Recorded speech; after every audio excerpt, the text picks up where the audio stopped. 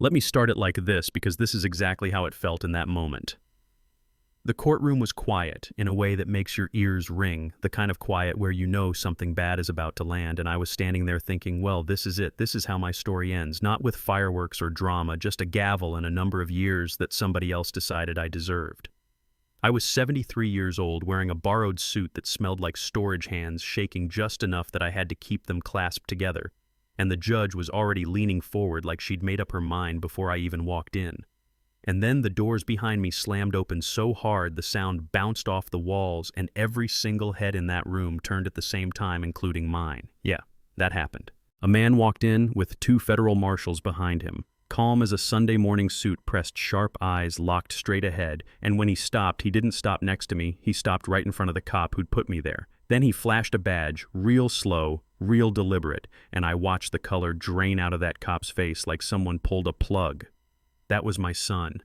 And in that moment, I realized something I didn't even know I was holding on to anymore. Hope.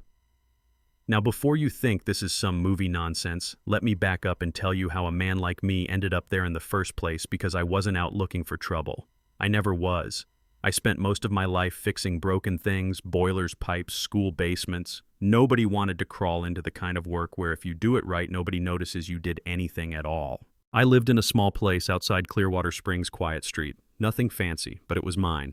Paid off after decades of overtime and skipped vacations. My wife passed a couple years back, and after that, my world got smaller, slower. You know what I mean? Gardening, helping neighbors, old soul music on a radio that barely worked, that kind of life. Sundays were my thing, church in the morning, then home, then out in the yard, taking care of the flowers my wife used to love. That's where I was that afternoon, kneeling by the fence, dirt on my hands, mind at peace, when I heard a patrol car slow down like it was hunting something. I didn't even look up at first. I didn't think I had to. Then the engine idled right there in front of my house, tires bumping the curb, and I knew that sound that says somebody's about to remind you who they think is in charge. The officer got out slow, adjusting his belt sunglasses on, even though we were already half in the shade, and he stared at me like I was something he'd scraped off his boot. Asked if I lived there, I said yes. Asked for ID. I said it was inside, told him I'd grab it. He told me no. Told me to put my hands on the fence. And right there, something shifted, because I realized this wasn't about ID, it wasn't about safety, it was about control. I'd lived long enough to recognize that tone. I sighed, because what else do you do when you're tired of fighting battles you never signed up for? I put my hands on the fence and said it was unnecessary. He didn't like that. You could see it in his jaw, the way his shoulders squared up. He walked into my yard like it was his boots, crushing the flowers my wife planted, and when I turned my head and told him he was making a mistake, he snapped. No warning, no escalation, just a hard backhand across my face. I didn't even see it coming. 1 second I was standing, the next I was on the ground, tasting blood and dirt. Glasses shattered somewhere in the grass, chest burning like somebody lit a match inside it. He yelled, "Stop resisting," while I was lying there, stunned, knee in my back, twisting my arms like I was some kind of animal. I didn't fight him, because fighting back is how you don't get to tell this story. He cuffed me so tight my fingers went numb and said I was under arrest for assaulting an officer. I remember thinking, really, this is what we're calling it now. The ride to the station was rough on purpose. Sharp turns, no air in the back, him laughing on the radio like it was just another day at work. By the time we got there, the story was already written and I was just a prop in it. They took my picture, fingerprints, belt, shoelaces, everything that makes you feel human, and then they slid a phone across the counter and told me to make one call. I didn't call a local lawyer, I didn't call a friend. I called my son. When he answered, I tried to keep my voice steady, but it cracked anyway, because no matter how old you get when you call your kid from a jail cell, something breaks loose inside you. I told him where I was, what they said I'd done, and then I told him the truth, that the officer hit me in my own yard right over the flowers his mother planted.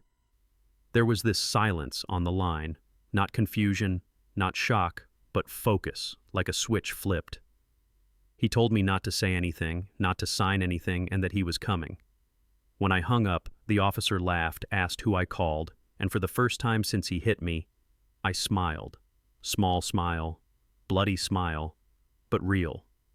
I told him it was my son. He laughed harder and shoved me into a cell like he'd already won. That night was long, hard-caught ribs aching, listening to people cry and yell in other cells, thinking about how easy it is for one lie to turn into years you never get back. The next morning, a public defender came in with tired eyes and a folder full of bad news. He told me the report didn't look good, that it was my word against the officers, that the judge was tough on these cases, and that the prosecutor was offering a plea. Pay a fine, do some community service, go home today.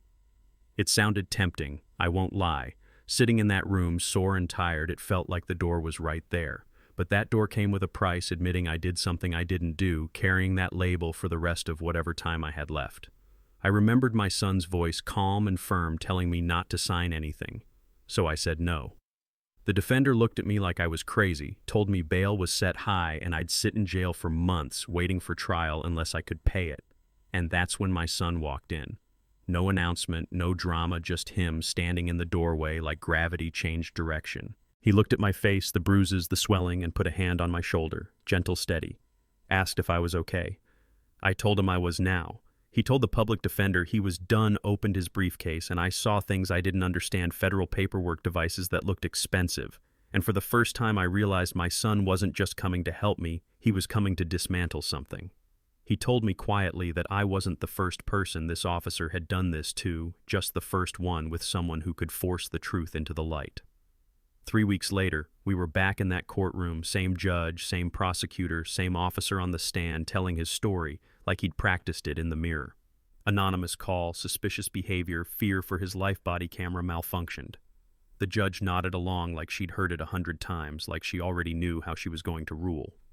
When it was my son's turn, he didn't rush. He didn't raise his voice. He asked simple questions, calm questions about the call, about the camera, about how a man my age with bad knees supposedly lunged at a trained officer. The officer smirked, joked about size not mattering when someone's crazy, and a few people even laughed. Then my son introduced a document, an audit log from the department's system, showing that the body camera wasn't broken, it was turned off before the officer even got out of his car. You could feel the room tighten. The officer started sweating, stammering about accidents, and my son let him talk, let him dig deeper. Then my son pulled out his badge, not a local badge, a federal one, said his name, said his division, and the sound in that room vanished. He introduced video footage from a neighbor's car, clear as day, showing me gardening, showing the officer escalate, showing the slap. The gasp that went through that courtroom still rings in my ears. My son froze the frame right at the moment of impact and asked the officer if that looked like fear or assault. He didn't have an answer. Federal agents walked in, cuffed him right there, and suddenly the man who'd laughed at me was staring at the floor like it might swallow him. The charges against me were dismissed on the spot. Outside there were people cameras noise, but I barely heard any of it. I was just breathing free air again. My son stood next to me and said something I'll never forget, that for me it was over, but for them, it was just beginning. And he was right, because that arrest cracked something open. Investigations followed, patterns emerged, other cases, other lies, other cameras that malfunctioned at just the right time. People resigned quietly, careers ended. It wasn't fast and it wasn't pretty, but it happened.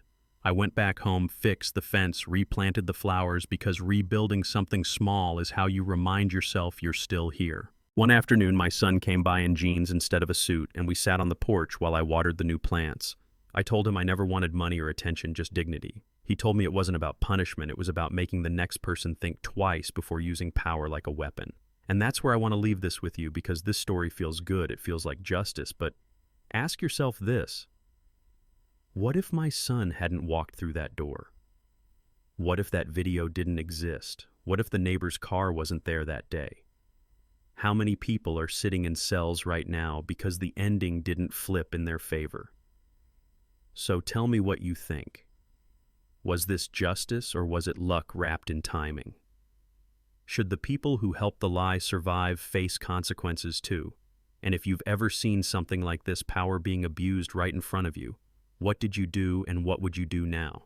Drop it in the comments, I read them. Because stories like this don't matter unless we talk about them, argue about them, and refuse to pretend they're rare.